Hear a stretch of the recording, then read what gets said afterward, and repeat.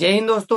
जिस तरह से चाइना ने भारत को चारों तरफ से घेर करके रखा है, भारत ने भी उसका काउंटर अटैक करते हुए चाइना को चारों तरफ से घेरा है। जिसमें अभी एक खबर आपने देखी होगी कि म्यांमार के साथ में भारत एक बड़ी डील कर रहा है, जिसमें म्यांमार के अंदर निकलने वाले रेयर अर्थ मिनरल्स को अब भारत परचेस करेगा।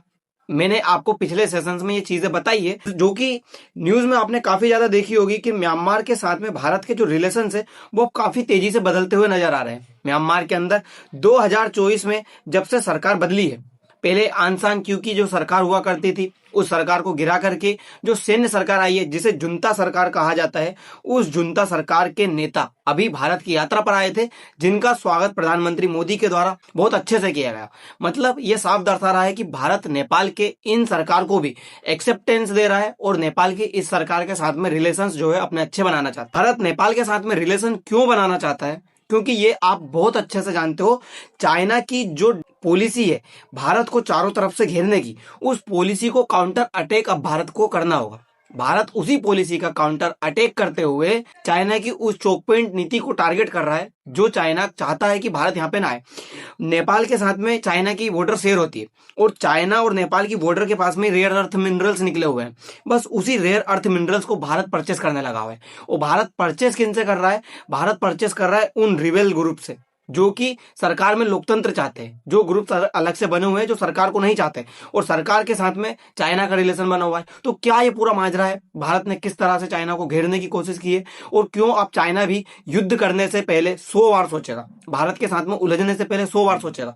तो ऐसा क्या किया भारत के द्वारा, इन सारी चीज के बारे में हम जानते हैं। दोस्तों, चाइना की नीति हमेशा से रही है भारत को उलझा करके रखने की। भारत के साथ में चाइना हमेशा से गलत व्यवहार करता हुआ है। 1962 में हमारे जवाहरलाल नेहरू चाइना के साथ में अच्छे रिलेशन बनाने की कोशिश करते हैं, हिंदी चीनी भाई भाई के नारे देते हैं, लेकिन चाइना धोखे की नीति अपनाता है। विस्तारवादी उसकी जो नीति है शुरू से, उसी नीति के तहत 1962 में वॉर करके अक्साई चीन हमसे हमारा छीन लेता है, और उस अक्साई चीन को आज तक उसने अपने कब्जे में रख के रखा है। उसके बाद से हमें समझ आ गया था कि चाइना के ऊपर कभी भी भरोसा नहीं किया जा सकता। उसके बाद से ही कुछ ना कुछ इस तरह के काम होते नजर आए हैं, जिसमें भारत चाइना को घेरने की कोशिश कर रहा है। ये आप देखिए, अक्साई चीन जो है चाइना ने अपने कब्जे में ले रखा।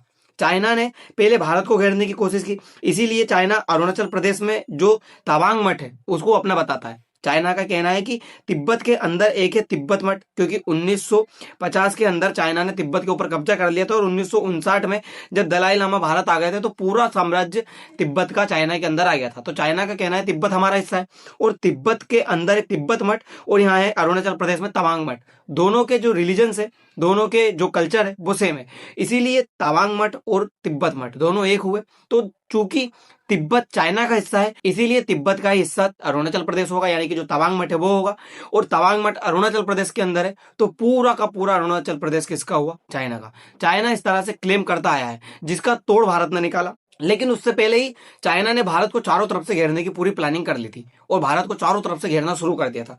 देखा जाए तो ये आप देखें, चाइना का ही जो हिस्सा है हांगकांग, वहां पे चाइना ने पोर्ट बनाया।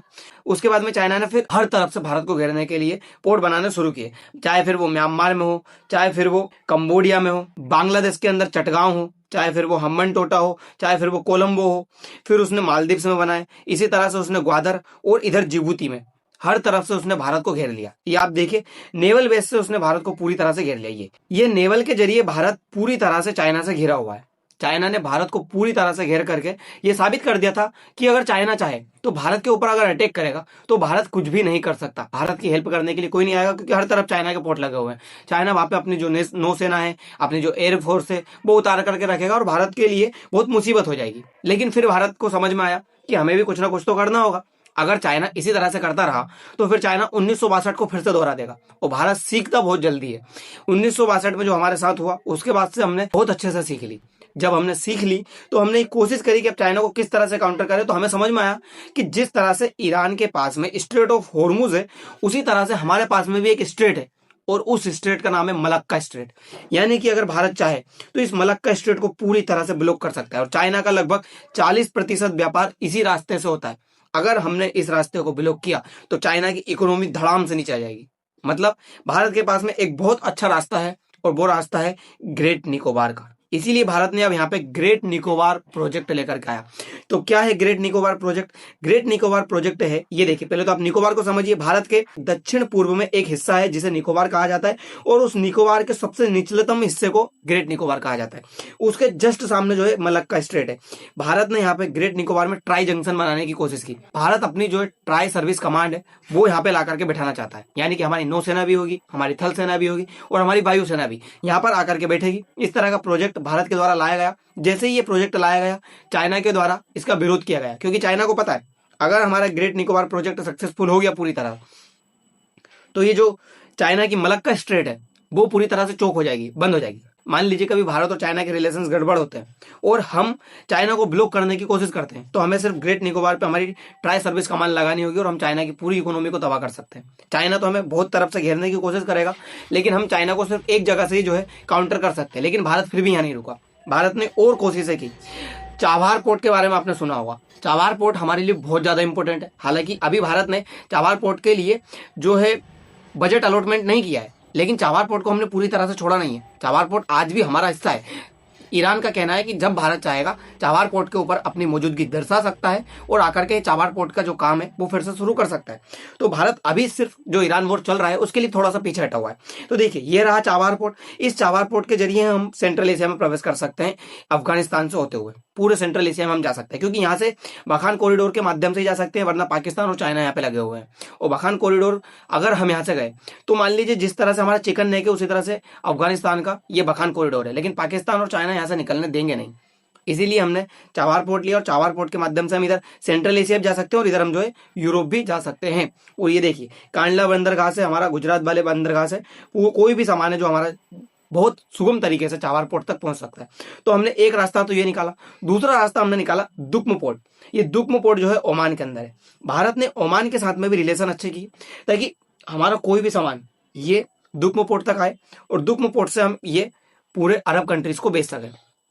देखिए आप थोड़ा सा समझिए, चाइना ने जिस तरह से ग्वादर पोर्ट के अंदर घेरा है भारत को, उसी तरह से भारत ने यहाँ पे उसको दुक्म पोर्ट में घेर लिया। चाइना ने जिबूती में बनाया था, हमने दुक्म पोर्ट में बना लिया, यानी कि ओमान में बना लिया। चाइना को कहीं ना कहीं पूरी तरह से भारत जो है घेरता रह रहा है।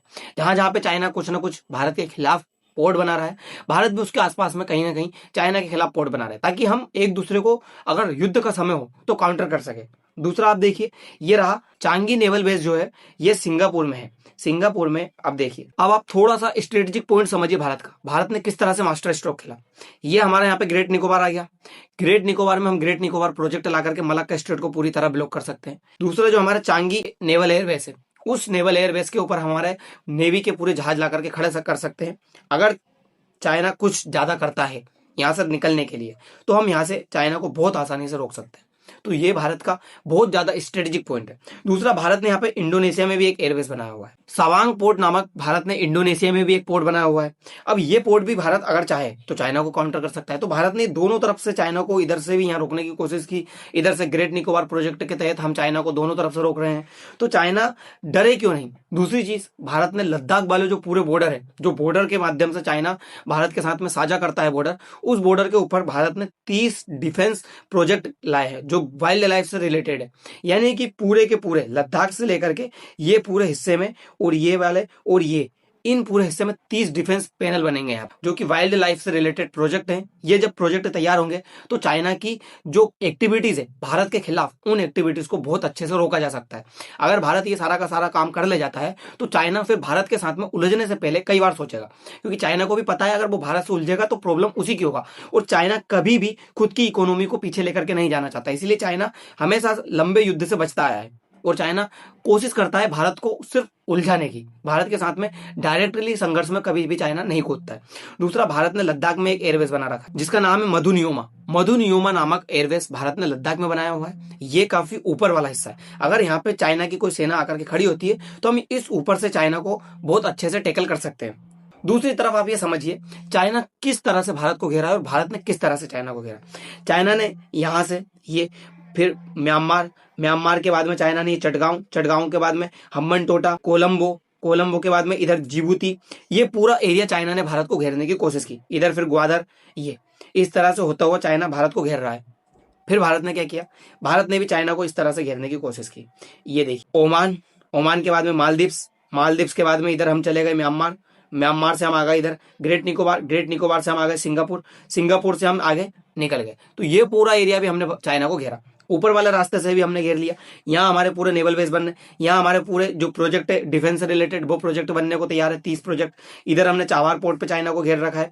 इधर हमारा पूरा सड़क इधर से इधर निकला हुआ है अफगानिस्तान से होता हुआ। तो हमने चाइना को और लेवल पे जो है घेर रखा। ऐसा नहीं है कि भारत सिर्फ घेर रहा है, जिसे हम देखिए नेकलेस ऑफ डायमंड कहते हैं। इस नेकलेस ऑफ डायमंड के तहत देखिए आप ये भारत ने किस तरह से घेरा। मंगोलिया, मंगोलिया के बाद आते हैं हम जापान, जापान के बाद में हमने देखा सिंगापुर, सिंगापुर के बाद में इंडोनेशिया के सवांग, इंडोनेशिया के सवांग के बाद में ये देखिए ग्रेट निकोबार। जैसे ही ग्रेट निकोबार के बाद में आप आगे बढ़ोगे, ये आ गया इधर सेचल्स के बाद में जैसे आप आगे बढ़ोगे दुक्म जो कि ओमान वाला है। इसके बाद में आप आगे बढ़ोगे तो चाबार आ गया, चाबार हमारा ईरान के अंदर। फिर हम सेंट्रल एशिया में प्रवेश कर जाएंगे। इस सेंट्रल एशिया से वापस घूमते हुए हम मंगोलिया, यानी कि चाइना को पूरी तरफ से घेरा हुआ है, जिसको हम क्या कहते हैं नेकलेस ऑफ डायमंड। और चाइना ने हमको कैसे घेरा, ये चाइना का हांगकांग हो गया, ये फिर चाइना का इधर से मलक्का से होता हुआ कोको आइसलैंड हो गया जो कि म्यांमार का है। फिर उसके बाद में चाइना ने हमें यहाँ पे घेरा बांग्लादेश में चटगांव वाले हिस्से में, फिर उसने हम्बनटोटा, कोलंबो और फिर इधर ग्वादर और उसके बाद में कराची और फिर ये जिबूती और ये मोम्बासा, ये एरिया में चाइना ने भारत को घेरने की कोशिश की। तो ऐसा नहीं है कि चाइना से हम डर रहे हैं या चाइना के साथ हम युद्ध नहीं कर सकते या हमारी विदेश नीति यहाँ पे फेल मार रही है। चाइना के साथ में हम जिस तरह से चाइना भारत को घेरने की कोशिश कर रहा है, भारत उस तरह से चाइना को नहीं घेर पा रहा है, ऐसा नहीं है। भारत चाइना को पूरी तरह से घेर रहा है। भारत हर वो कोशिश कर रहा है जिसमें चाइना को टेकल किया जा सके। आपको क्या लगता है 1962 के बाद में चाइना ने आज तक क्यों भारत के ऊपर सीधे अटैक नहीं किया? क्या चाइना नहीं कर सकता था? चाइना कर सकता था, लेकिन चाइना को अब समझ में आ गया कि अब भारत वो भारत नहीं है जो 1962 में हुआ करता था। अब भारत को हराना आसान नहीं है। भारत ने भी चाइना को पूरी तरह से घेरा है। चाइना जहां जहां पर भारत को अटैक करने की कोशिश करेगा, हम वहां वहां पर चाइना को काउंटर करेंगे। इसीलिए चाइना भारत के साथ में उलझता नहीं है और भारत की नीति अब चाइना को धीरे धीरे समझ में आ रही है। भारत किस तरह से आगे बढ़ रहा है अपनी विदेश पॉलिसी को लेकर के, अपने जो एयरबेस है, अपने जो नेवल बेस है, वो किस तरह से चाइना के आसपास बना रहा है, ये चाइना क्लियर समझ चुका है। दोस्तों अब देखना ये होगा कि चाइना के साथ में भारत की जो ये राइवलरी चल रही है, ये राइवलरी कितनी आगे बढ़ती है। क्योंकि हमने डिफेंस के मामले में तो चाइना को टेकल कर लिया, लेकिन अभी इकोनॉमी के मामले में हम चाइना से बहुत ज्यादा पीछे हैं। हमें देखना होगा कि हम चाइना को किस तरह से टेकल कर सकते हैं। हर चीज हमारी आज चाइना से आ रही है, तो चाइना को हमें पीछे छोड़ना ही होगा, वरना हम हमारी इकोनॉमी में बहुत पिछड़ जाएंगे चाइना के मुकाबले। दोस्तों फिलहाल के लिए इतना ही, मिलते हैं अगले वीडियो में। धन्यवाद।